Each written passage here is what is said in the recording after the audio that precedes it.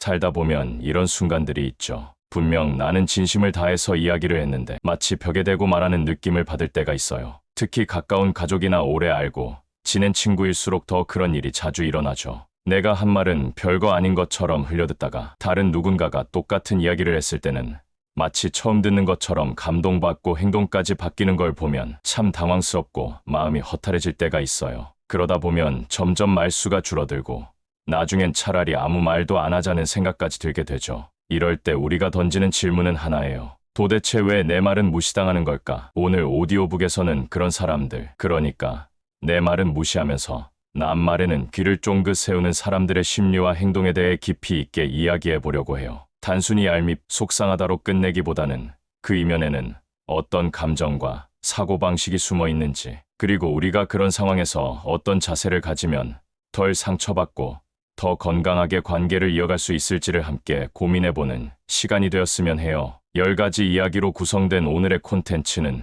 우리가 일상에서 자주 마주치는 상황을 구체적인 예시와 함께 살펴보고 각 상황에 맞는 바람직한 대응 방법까지 제안할 예정이에요. 지금 마음속에 어떤 사람이 떠오르셨다면 그 사람과의 관계를 다시 한번 되돌아보며 끝까지 함께 들어주세요. 이번 이야기들은 단순한 위로나 공감을 넘어 여러분이 더 단단한 마음을 갖고 소통할 수 있는 계기가 되기를 바랍니다. 자, 그럼 본격적으로 이야기 시작해 볼게요. 첫째, 가까운 사람일수록 내 말은 가볍게 들린다. 가족끼리 있을 때 분명 내가 몇 번을 강조했던 말을 무시하더니 TV에 나온 연예인이 똑같이 말하자마자 바로 실천하는 거 보면 어이없을 때 있죠. 예를 들어 엄마한테 건강을 위해 하루 한 끼는 꼭 채소 위주로 먹자고 말했더니 귀찮다 하고 넘기더니 어느 날 아침 방송에서 그런 내용이 나오자 바로 냉장고에 샐러드를 채워 놓으셨더라고요. 또 남편한테 저축하자고 그렇게 얘기했을 땐 아무 반응 없더니 회사 동료 말 듣고는 통장을 나눠 만들었다는 얘기를 들으면 기운이 쫙 빠져요. 자녀들도 마찬가지예요.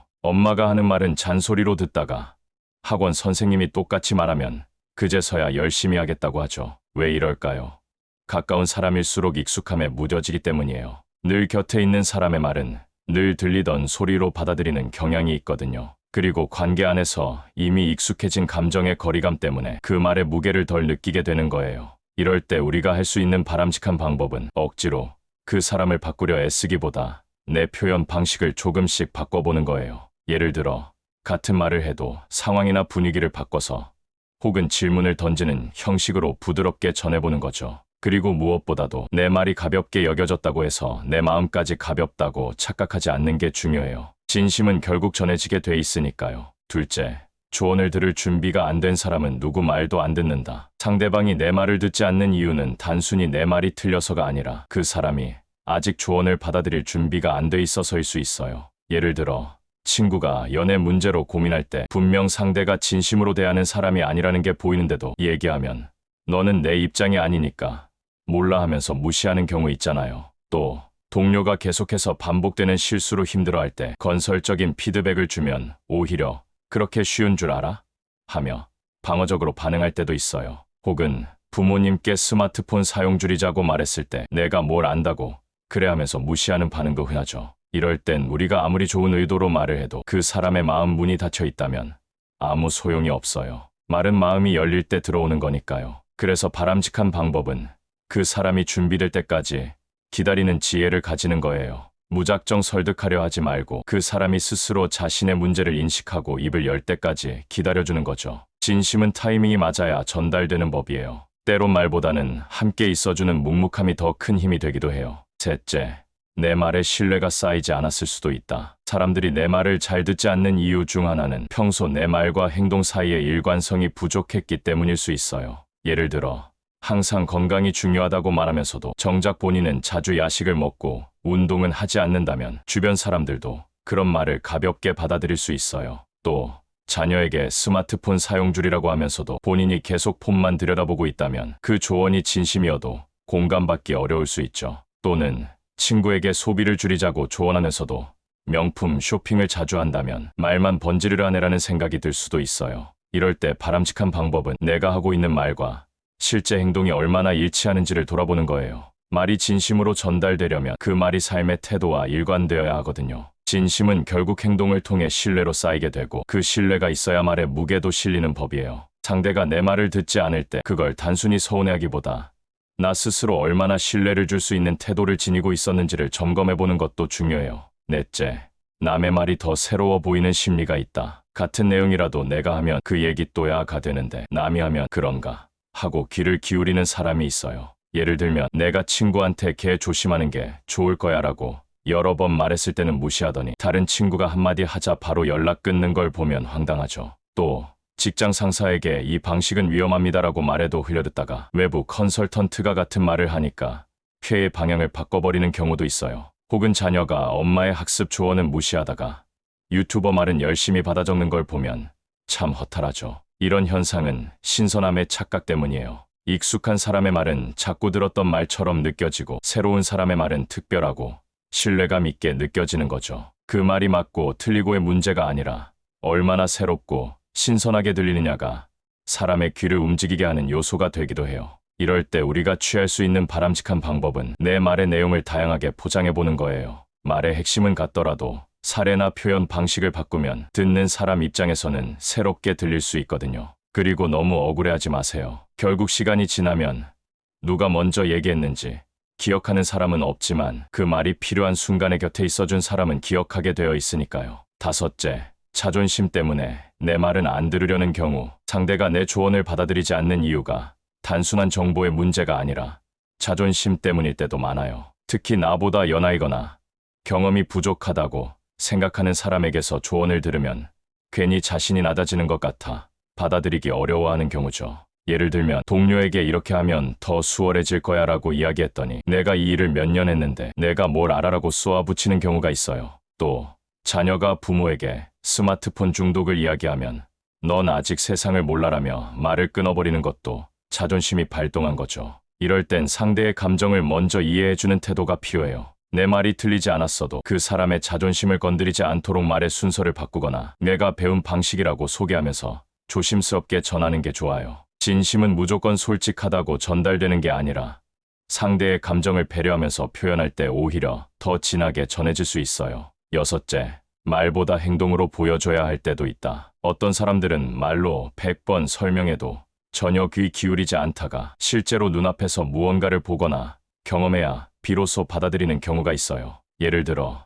친구에게 그 사람은 너한테 진심이 없어 보여라고 아무리 말해도 듣지 않더니 결국 직접 배신을 당하고 나서야 내 말이 맞았어라고 하더라고요. 또 동료에게 그 방식으로는 프로젝트가 잘 안 풀릴 거야라고 여러 번 말해도 무시하다가 일이 크게 꼬인 다음에야 고개를 숙이고 조언을 구해오는 일도 있었고요. 혹은 자녀에게 밤늦게까지 스마트폰 하면 다음 날 힘들어질 거야라고 아무리 말해도 소용없다가 실제로 피곤해서 시험 망친 뒤에야 스스로 조절하려는 모습을 보이기도 해요. 이런 경우엔 말로 설득하려 애쓰기보다 차라리 묵묵히 내가 생각하는 방식대로 행동을 보여주는 게 더 효과적일 수 있어요. 상대방이 진심을 못 알아주는 것 같아도 내가 한 말과 행동이 일치하는 모습을 계속 보여주다 보면 언젠가는 스스로 느끼고 깨닫는 순간이 오기 마련이거든요. 그래서 답답하고 억울해도 너무 말로만 해결하려 들기보다는 묵직하게 행동으로 보여주는 자세가 필요해요. 진심은 언젠가 눈으로도 보이고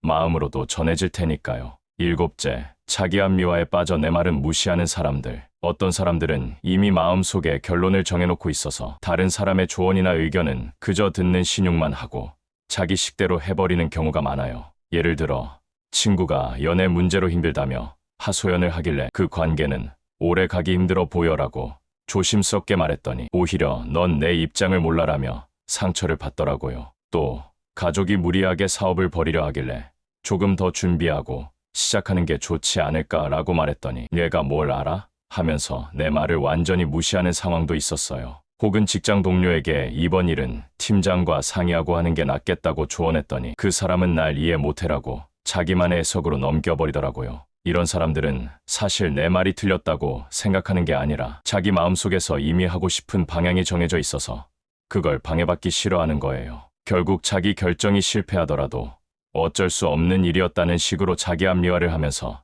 책임을 피하려는 경향이 있죠. 이럴 땐 굳이 내 의견을 강하게 밀어붙이기보다는 나는 이렇게 생각했어. 혹시 도움이 될까 해서 말해봤어처럼 가볍게 전하는 게 좋아요. 그리고 그 결정의 결과까지 내가 짊어지려 하지 말고 스스로 겪고 배울 수 있게 거리를 두는 것도 중요해요. 조언은 했지만 선택은 그 사람의 몫이라는 걸 기억하는 게 우리 자신을 보호하는 길이에요. 여덟째, 선택적 청취를 하는 사람들과의 소통 방법. 어떤 사람들은 정말로 듣고 싶은 말만 들어요. 듣기 불편한 이야기나 자기에게 불리한 조언은 무시하고 기분 좋은 말만 골라서 들으려고 하죠. 예를 들면 이건 내가 조금 더 신경 쓸 필요가 있어라고 말하면 내 탓만 하느라며 받아들이지 않아요. 또 그렇게 하면 후회할 수도 있어라는 조언에는 넌 항상 부정적으로만 바라고 반응하죠. 혹은 이건 솔직히 내 실수야 라고 정중하게 말해도 넌 날 깎아내리려고 하는구나라고 왜곡해서 받아들이기도 해요. 이런 선택적 청취는 감정적으로 방어적인 태도에서 비롯되기 쉬워요. 자신이 비판받는다고 느끼는 순간 모든 말을 적으로 여기고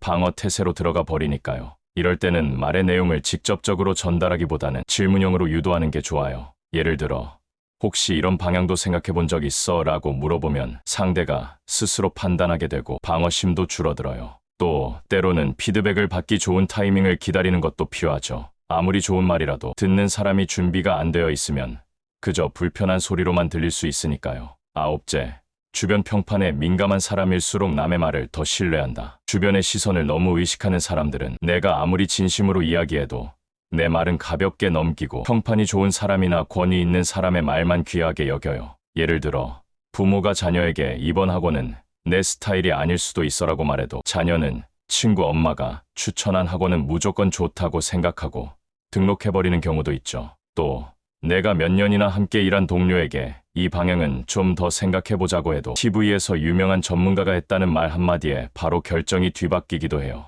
혹은 연인 사이에서도 이건 좀 불편했어라고 말했더니 내 친구도 너한테 그런 점이 이상하대라며 내 말은 무시한 채 남의 말을 근거로 삼는 경우도 있죠. 이럴 땐 내 말에 권위를 더하려 애쓰는 대신 그런 성향 자체를 이해하려는 시선이 필요해요. 그 사람은 정보를 판단할 때 관계보다는 외부 기준을 더 신뢰하는 거고 그게 그 사람의 사고 방식일 수 있어요. 그래서 내가 괜히 인정받으려고 애쓰기보다 그 사람과의 관계 속에서 어떻게 나를 지킬 수 있을지를 고민하는 게 더 현명하죠. 내 말을 인정받으려 조급해하지 말고 차라리 그 사람이 진짜 필요로 할 때 조용히 곁에 있어주는 편이 오히려 더 깊게 남을 수 있어요. 열째, 내 말이 늦게라도 도착할 때가 있다는 걸 믿자. 때로는 내가 한 말이 바로 전해지지 않더라도 시간이 흐른 뒤에야 마음에 닿는 경우도 있어요. 당시에는 무시하거나 흘려들은 것처럼 보였지만 그 말이 어느 순간 그 사람의 머릿속에 다시 떠오르고 행동을 바꾸는 계기가 되기도 하죠. 예를 들어 그 일은 천천히 해도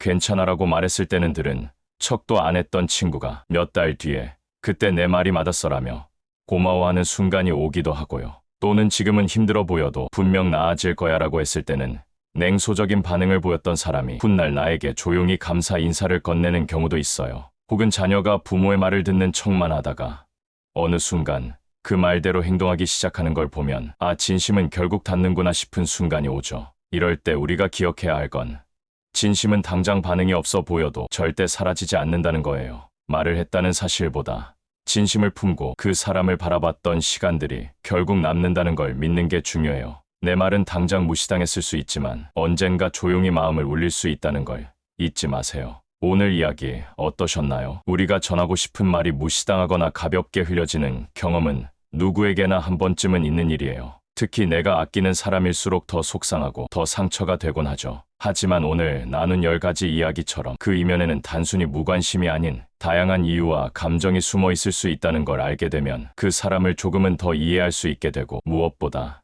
내 마음을 덜 상하게 할 수 있어요. 내가 한 말이 꼭 지금 당장 받아들여지지 않더라도 결국은 그 말이 필요한 순간이 올 수 있어요. 그리고 그 순간 조용히 곁에 있었던 당신의 진심이 더욱 깊이 전해질 거예요. 그러니 너무 조급해하지 말고 너무 억울해하지도 말고 당신의 마음을 있는 그대로 존중해 주세요. 지금 이 순간도 누군가는 당신의 말을 기억하고 있을지 모르니까요. 오늘 영상도 함께 해주셔서 감사합니다. 참고로 노우지의 채널에 멤버십 기능이 생겼어요. 관심 있으신 분들은 가입 버튼을 눌러보시면 자세한 내용을 확인하실 수 있습니다. 앞으로도 좋은 이야기로 찾아뵐게요. 건강하고 평온한 하루 되세요. 구독, 좋아요, 알림 설정도 잊지 마시고요.